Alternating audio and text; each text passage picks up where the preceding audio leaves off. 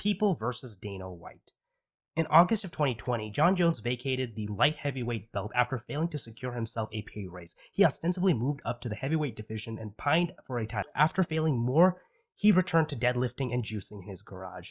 Jon Jones is a clown, but he did begin the latest discourse on UFC fighter pay. New information from a lawsuit filed by former fighter Kung Lee showed that in 2020, UFC fighters were only paid 19% of the revenue generated by the UFC. For context, NFL players made nearly 50% of their organization's revenue. The answer is clear. Fighters are underpaid. The primary culprit is the UFC president, Dana White. Dana White is one of the greatest fight promoters in human history. He took an organization on the verge of bankruptcy and turned it into a cash cow, all while putting together some of the most exciting fights in living memory. Unfortunately, his success has been used as a bludgeon against all criticism against him. The UFC doesn't look out for the best interests of its fighters. That's not its job. A corporation owes its loyalty to only one group of people, and those are the investors. Let's first understand the structure of the UFC. The Ultimate Fighting Championships is a private company owned by Endeavor Operating Company. On their balance sheets, Endeavor saw a $152 million increase in their EBITDA, earnings before interest, taxes, depreciation, and amortization, from the UFC alone. Unfortunately, the rest of the company saw huge losses. The incredible profitability of the UFC only yielded a slight margin of profit for Endeavor. Every penny counts there. Fighters themselves are independent contractors, not employees. They don't get any healthcare, 401ks, or any other benefit. The NFL will match your 401k contributions 2-1. But the best the UFC can do is after you retire is induct you into the Hall of Fame. Fighters lament that the previous Reebok deal that prevented them from putting their sponsors on their walkout gear, and that was a terrible, terrible deal. But it's been replaced with the Venom deal, which, while better, it still doesn't pay much. Under the new deal, main event fighters get an extra $2,000, main card an extra $1,000, and $500 for every other fighter per fight. Given the cost of being a fighter, that isn't enough. On just the cost of doing business, fighters need to eat healthy, which is expensive. They have gym fees, also expensive. And on top of that, managers take 10%. That's not counting the cost to the body. You can't fight forever. This sport turns your body into a quickly depreciating asset. Brain damage is permanent, possibly leaving many fighters impaired for the rest of their life. If you get injured in training, you're on your own. Your career could be over, and all you have to show for it are expensive medical bills. Dana White is probably a genuinely nice man interpersonally, but his job requires him to hurt a lot of fighters to keep the UFC profitable. Relying on his benevolence is stupidity. Fighters have to fight for their own wages. There needs to be an effort at collective bargaining where the draws of the sport push for better treatment. We saw success on this front recently when Tony Ferguson publicly called for a 50% increase in fight bonuses, something that Dana White acquiesced to. If the fighters band together, then there is hope for better treatment for all fighters. So Daniel, I want to have your opinion on this. What is your take on UFC fighter pay, and what do you think we can do in addition to this to help make sure the fighters are better taken care of? Well, first, I think we have to look at why exactly the fighter pay is so low compared to other sports. Yeah, what do you think are the reasons? I'm not actually very sure. So I kind of touched into this. It's because of the way that they're contracted. So they're individual contractors. Yeah. So what the UFC says is, you can fight with us or you don't have to fight. So for a lot of fighters who are just starting out, the sport itself doesn't pay a lot of money. And so whenever the UFC gives them a contract, the premium of the UFC is so great that they'll unfortunately take any contract that they can get. Because there's such a asymmetry in the bargaining power between the workers for their wages and the employer can have a field day underpaying fighters. It's just like any other labor market. I don't really understand why the fact that they're not contracted makes it, or the fact that they're independent contracted makes it asymmetrical. So have you ever heard of the Muhammad Ali Act? No. Okay, this is specifically for boxers. But what ended up happening is for a lot of boxers, there was abuse by their managers, by companies hiring them fight promotions. And so it was a huge issue because for them to negotiate on their contract, because as an independent contractor, you don't have a lot of power. For example, Uber is the biggest independent contractor in the world. You deliver for Uber, you're not an employee, you don't get any benefits. There are so many federal regulations and protections and wage protections that you have that are just out the window. When you're a contractor, you can quite literally sign away your rights in a contract. So you could end up losing a lot of your bargaining power and a lot of the legal protections that come with employment. The thing is, they can still choose, I guess, in terms of like a free market analysis, they could still choose to go to other organizations like Bellator, for example, or One Championship. Bellator has the same problem. The entire model of being a professional fighter, because the Muhammad Ali Act isn't extended to MMA fighters, it's only for boxers right now, there aren't employment protections. Mm-hmm. So those protections in contracts are very necessary for fighters to be able to negotiate. And here's unfortunately the thing. The fighters who have the power to negotiate, those are your draws. Conor McGregor, Khabib, Dustin Poirier, even John Jones. They have negotiating power, but more often than not, they don't really use it in order to help lift other fighters. There's no solidarity between all the fighters. If there was an attempt to unionize or do collective bargaining, that's actually a really good point. Yeah. then that would be huge. Like NFL players, there are strict regulations to make sure they're taken care of, which is why they get paid so well. Now, the NFL still has its problems. They had a racist history of denying black athletes compensation for injury because they incorrectly stated that African Americans have lower IQs, therefore, any brain damage they incurred is worth less. What the heck? Yeah, so Christ. no sports organization is perfect, but the UFC seems to be extra bad because those protections aren't there for the fighters. Okay. I actually really like that point about bargaining. Well, I mean, about fighters not being able to band together because, I mean, they're like fighting against each other, like they don't even have like a team themselves. So I could definitely see how that's the case. But for example, your point about how the benefits to employment that you get when you're like legally an employee, I still don't see how that plays into like a free market analysis.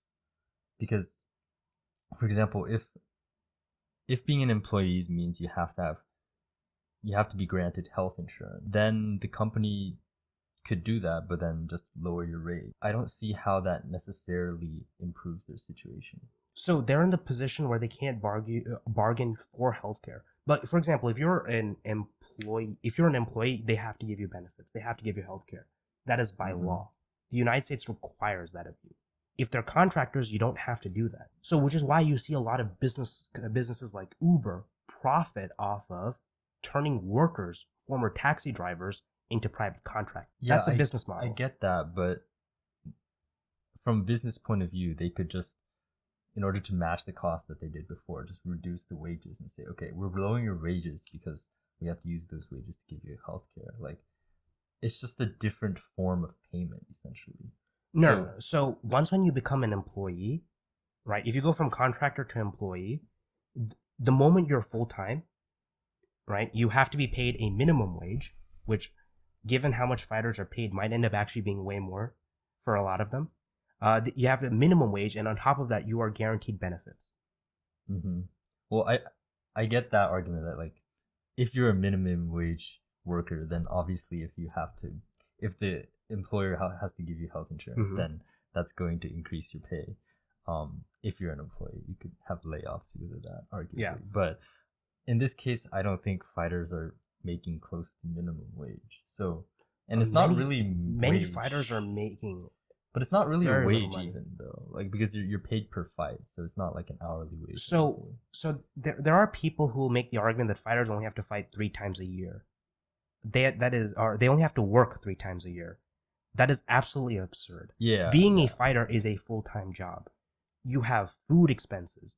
For example, right, if you look at NFL athletes, they have an entire regimen. They have assignments for how much they have to exercise, what their diet is. There are entire prescriptions of what they need to do. Now, fighters can do all of that themselves. They have their own coaches, their own camps. But at the end of the day, we have a huge amount of work that goes into one performance of the night. For any reason, fighters are actually working super hard, but they're not being compensated for that. Yeah, that makes sense. But like, are there any, because they're not working hourly according to, I mean, they're not actually on the job hourly, is there any equivalent to the minimum wage? So let's say you multiply the minimum wage by, let's say, 40 hours a week times like 50 weeks a year or something, and then that will give you approximately, I don't know, like 30, 40K, 50K maybe. And so maybe that could be an equivalent, like if you're a fighter and you fight 3 times a year. I have a better proposal. Rather than looking at it in terms of wages, look at it in terms of revenue share. For example, let's say if we had requirements that prize fighters, people who are on contract, are entitled to a certain percentage of profits because they're the ones creating those profits, or a certain percentage of the revenue because they're creating those revenues, revenue sharing, stock options. As long as there are ways to compensate them for the work that they provide for the organization, that is a win. Right. I think you would understand it's very important that these fighters, once when they get into the UFC or they get into any organization, they don't actually have the ability to shop around and be competitive. Right? What is your resume as a fighter? That's your highlight reel. Who owns the footage to your highlight reel? Zuffa, UFC. Why isn't that the case for the NFL or the NBA? Because the NFL is one organization. And because they're one organization that essentially has a monopoly on entire day of the week, they have the ability to, they're required by the federal government to go through a lot of restrictions. There are a lot of protections there for the athlete. Okay. So do you think if there were none of those, then? Of course, if there are no worker protections, workers would be exploited. That is always going to happen. So from what I understand, your argument is sort of that because UFC fighters are not employees, they are not under as much government regulation, or the government UFC protections. Is not, yeah. Whereas even though the NBA and the NFL are pretty much monopolies on the sport, mm-hmm. they are subject to even harsher government protections. It's not harsh protections. That's a very strange harsh restrictions and strong protections. Strong protections. Yes. On top of that, NFL players, because they work in teams, it's naturally easier for them to collectively bargain. Yeah, that's the point. So there are multiple factors here. So for fighters, what they should try to do, hopefully, is look. Conor McGregor tried to do this, but he only did it for himself, which is some amount of revenue. At least the UFC is better than boxing. Boxing is so top heavy. The top athletes get nearly 90% of the bank of the fight purse.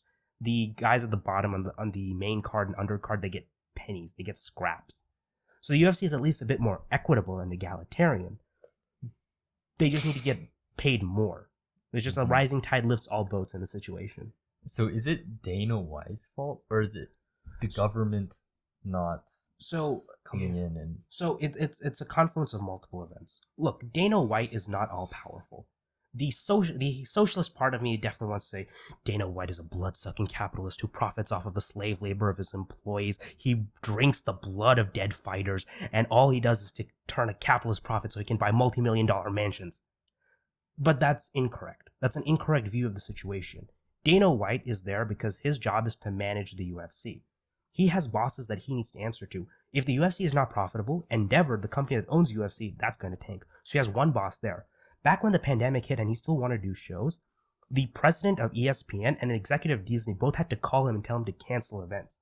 He has masters that he serves. He's just one cog in the machine. He's a very competent person, and he does have a lot of power, so there is some blame that goes to him. But criticizing individuals is not sufficient to change problems. You need to criticize larger and broader systems. Look, Dana White, I mean, it's hard to say who he is as a person. He's very nice to people interpersonally, but his job requires him to do a lot of evil. So placing the blame just on Dana White is insufficient, because getting rid of Dana White just puts another less competent Dana White who'll do the same bad stuff but give us less entertaining shows. Okay, I was just thinking about, I think we might have touched on this already, but there's sort of a structural problem, which is that because it's an individual sport in a collective organization, whereas, for example, in team sports like the NBA and the NFL, it's a team. So you're almost forced to become an independent contractor, right? As an individual athlete. I mean, tennis players don't have to do that, but tennis players also have sponsors. Then why is it the case that it's not, the problem is not here in tennis? Look, the problem exists in the UFC and in tennis. The tennis has some of the same problems as the UFC, but a lot of it is mitigated in terms of the athletes' pay because they have the ability to get sponsors. Okay. That is another issue that I touched on. that the UFC, because of the Reebok deal, now the Venom deal, the athletes have to go on their own to try to make their own money. They have their side ventures. They write books. They do podcasts. They do their own shows. They work for ESPN. They do commentating for the for the UFC. They have other ventures that's there for them to make money. And sponsorships used to be one that was very equitable and fair to everyone. On top of that, the sponsorships could help a lot of local businesses. If I'm from Columbus, Ohio, and steel mill wants to sponsor me, then a steel mill from Columbus, Ohio, my hometown, is sponsoring me. There's a lot of equity, there's a lot of value generated by those sponsorships that just isn't there anymore. You brought up a very good point, which is that fighters have to do jobs on the side, which, like you said, commentating, podcasting, writing books. Ironically, that actually increases publicity. Yeah. And so it's like it's not a zero-sum game. You decrease the pay, and then that forces fighters to publicize the UFC. So UFC is actually gaining benefit from decreasing the pay. Yeah, I have no doubt that Dana White has data scientists looking at these things. His job is to extract a profit for his shareholders. Who are his shareholders? Endeavor. Who is Endeavor shareholders? Well, I think it's traded on the New York Stock Exchange. So whoever. I was thinking of buying it because I thought the UFC was going to be more popular, but UFC is only a tiny part of Endeavor. So it's the most profitable part of Endeavor. Yeah, but the UFC has been successful. They made so much money last year. People complained, oh, the UFC doesn't have a live gate. They're going to lose so much money. Chael Sonnen, that fucking moron. This is the worst take anyone has ever had. It's even worse coming from him, a former fighter. He said, "Oh, because there's no live gate, you as a fighter don't have the right to bargain for a higher wage." Even though the UFC made record profits last year. Fuck Chael Sonnen. He has a terrible, terrible understanding of business and economics and fighting. Yeah, he's a shitty fighter. I'll say this to his face too. I mean, his predictions are horrible, so yeah. That goes without saying. Okay, so you brought up sponsors as well. Yes. Do you know about any data of how much money fighters were making when the UFC did have sponsors before the Reebok deal? So again, because fighters are not the best accountants, it's very hard for me to find good data, parse good data, because they also don't like give out their tax returns for me to calculate all that stuff. Most fighters are generally telling me that, oh, they earned way more before the Reebok deal. So what is the Reebok deal exactly? So the Reebok, why did the UFC? So I think you remember, right? Everyone came out in the same like white Reebok hoodie that had their name on the back. Yeah, you remember black, that, right? Yeah. It's either white or black. Yeah. Before that, they could walk out in any gear. They could wear a jacket, like NASCAR drivers. They had things that says Shell or whatever, and their pants as well have like logos. Yeah. All over well, the Reebok deal made that impossible, and you couldn't even get sponsors from anyone who makes competing products. So if Nike really likes you, well, you can't, because Reebok makes shoes and shorts. And honestly, why Reebok? They're like such a second-rate company. Yeah. But I'm just wondering, like, what are the incentives, or what were the incentives for the UFC to even implement it? Like, the Reebok deal made them so much money. Why though?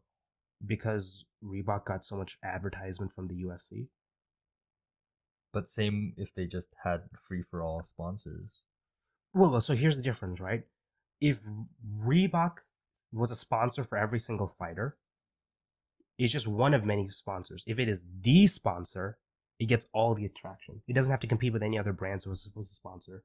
Yeah, of course. I mean, that brand itself would be way more profitable. But what is the incentive for the UFC? Well, beforehand, with the free-for-all sponsors, every company sponsoring would have only a little bit benefit, but there'd be so many more companies, so the net amount of benefit is not necessarily less. No, look, so the simple rule in finance: you will take any profit, you will take any venture that has a positive NPV, net present value. That's a project you take.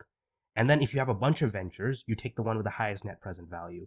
Obviously, how much ever money Reebok offered the UFC was greater than any money the UFC would have been making off of any sponsors. And you have to remember, the athletes walking on their shorts, those were sponsors for the athletes.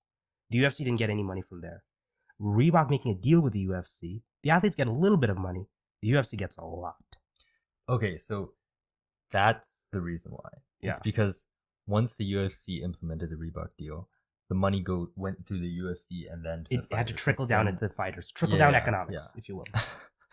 So why didn't they just do the same thing but for the fighters? Or is it because the fighters had full freedom with sponsors that it's almost impossible for the UFC to be like, okay, give me some of this money.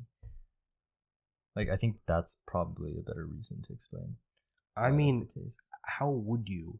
You would have to. The UFC would have to make a rule Hmm. that fighters could only put sponsors if the UFC gets a cut of the sponsors, Yeah. and that is like strangely authoritarian. I mean, But same with the Reebok deal. So yeah, I'm it just is. It was probably the optics of the Reebok deal probably looked better, right? It looks bad when the UFC is stealing money from the fighters by taking money from their sponsors. It looks a lot better if they're stealing money from their fighters by a supposed Reebok deal that would give money for all fighters, even those who couldn't find sponsors. There's also an okay. optics game that you have to look Yeah, at it's this. like false egalitarian. Well, I guess not false. It is egalitarianism, No, but like, it's corporate virtue signaling. yeah. Corporations love virtue signaling. It's a great way for them to do stuff that we would view morally objectionably, but for them profitable. Again, it's all in the name of doing business. The function of a corporation is not to create a better world. It's not to create a better society. It's not to take care of their employees. People weirdly state sometimes that the goal of a corporation is to create jobs, which is it's the exact opposite. The goal of a corporation is to get rid of jobs. The goal of the corporation is to Mhm. make as much money possible while cutting costs. Labor is the biggest cost. If they could get rid of you and still make the same amount of money, they will get rid of you. The job of a corporation is to make sure there are as few as jobs as possible, which, again, we design them for that thing. Corporations are not inherently bad, they're not inherently good, they're just a tool. Unfortunately, the tool used in nefarious ways can have harmful effects for the people who are generating value for us. I want UFC fighters to be paid well. And even if I buy lots of pay per views, if I buy a lot of first class tickets, front row tickets, buy UFC merch, very little of that goes to the fighter. So that makes me very sad. So what's the solution then? So the solution has to come for the fighters to fight for themselves. There has to be a collective bargaining. We need the top draws on the sport. Jorge Masvidal, Usman, Ngannou, Connor. We need, I don't know, give me a bunch of other cool draws. Well, not You just for themselves, but they have to. Yeah, so the top guys, they have to Yeah. volunteer to help the little guy to make sure that the UFC takes care of all of its fighters. Because if you are a fighter, look, just think about it from this way. If you have fighters who are doing side hustles or they're working full time and fighting in the UFC, they're obviously not going to be able to they're not performing at their peak 100%. So at least taking care of the fighters better, giving them the space to perform better, making sure that they have medical health care so that when they get injured in training that they can recover properly. We could potentially get a lot better fights out of the UFC if we treated our fighters better. And that's all I really want. As a fan, as a socialist, I want the workers to be treated better. And I want them to be able Yeah. to fight for themselves, both inside the ring and out. I don't think you have any disagreements with me on this, right? I agree with it from what I know and for the information that I have right now.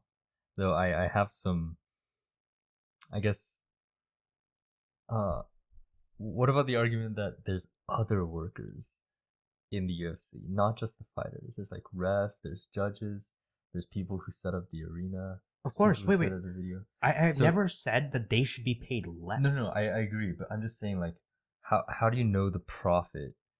I don't think this is true, but how do you know the profit is actually Okay, so I from? calculated the EBITDA. They saw $152 million increase in their EBITDA. So the UFC generated over 111, so $1.11 billion in EBITDA. So this is after they pay everyone. So this is Okay, before they have to pay okay, taxes, before they get depreciation expenses.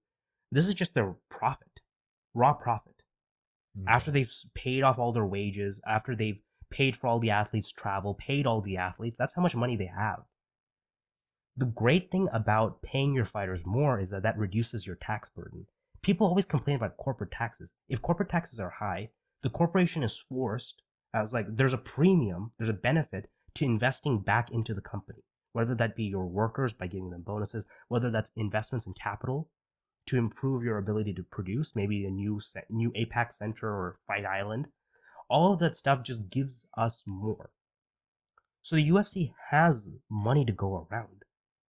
Endeavor doesn't. So probably that's one of the reasons why Dana White, even if Dana White wanted to give fighters more money, there's probably strings preventing him from doing that from Endeavor. Mm. But there is money to even pay the workers there who are setting up the ring, who are doing the production, who are doing the interviews, who are doing the promotions. The UFC has an amazing editing team.